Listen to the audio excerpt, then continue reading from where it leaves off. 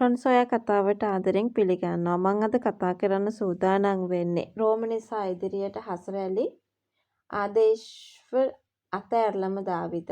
යාළුවෙක් විදියටවත් ආශ්‍රය කරන්න කියලා ආදේශ් නිසතරම හසරැල්ට කියනවා. හැබැයි කොයි වෙලාවකවත් හසරැලි ඒ විදියට යාළුවෙක් විදියටවත් ආශ්‍රය කරන්න ඕනි කියලා හිතන්නේ නැහැ. මොකද එහෙම හිතන්නේ නැති කාරණා ගණනාවක්ම තියෙනවා කියන කාරණාව අපිට ඔයත් එක්ක කතා කරන්න අවස්ථාවකුත් ලැබිලා තියෙන දේවල් හැටියට මේ මොහොතේදීම අපිට මතක් කරන්න පුළුවන් දේවල් ගණයට තමයි මං ඔයාට මේ මොහොතේදී කතා කරන්න ලෑස්තියක් ඇති කරගෙන ඉන්නේ. ඉතින් ඒ විතරක් නෙමෙයි අපි මෙන්න මේ වගේ කාරණාවකුත් ඔයාට මතක් කරගෙනම ඉන්න ඕනේ කියන කතාව තමයි අද අපිට මේ වෙලාවේ මතක් කරන්න අවස්ථාවකුත් ලැබිලා තියෙන්නේ කියන කතාව මං ඔයාට අනිවාර්යෙන් කතා කරනවා. ඔයා දන්නවද?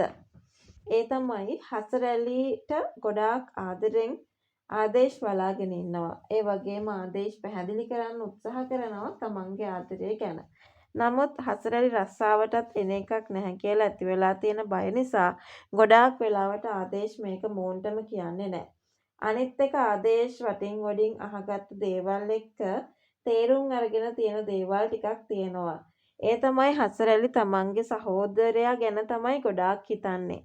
එයාගේ ජීවිතේට කරදරයක් ඇති වෙයි කියලා ලොකු බයකින් ඉන්නේ. ඇත්තම කියනවා නම් එයාට හොඳට උගන්නන එක ඇරුණාම වෙන කිසිම දෙයක් හසරැලිගේ හිතේ ඇති වෙලා නැහැ කියන කතාව විතරක් අපිට මේ වෙලාවෙත් කතා කරන්න උනන්දුවක් තියාගෙන ඉන්න කතා ටිකක් විදියට තමයි මම මේ මොහොතේදී ඔයව දැනුවත් කරන්නට සූදානමක් තියාගත්තේ. ඒ වගේම තමයි රෝම ඉන්නවනේ රෝම කියන කතා ගැන දාර්ශනික අදහස් ගැන මේ වෙනකොට හසරැල්ට ලොකු කැමැත්තක් ඇති වෙලා. ඔහොම ගියොත් ඉතින් ආදේශ් ඇහුවෙත් නැති හින්දා ගොඩාක් වෙලාවට මේ අදහස් හින්දම හසරැලි කැමති වෙන්න පුළුවන්ද රොමේෂ්ට. රොමේෂ්ට දැන්ටත් කැමති වෙලාද ඉන්නේ කියන ගැටලුව තමයි ගොඩාක් දුරට තියෙන්නේ.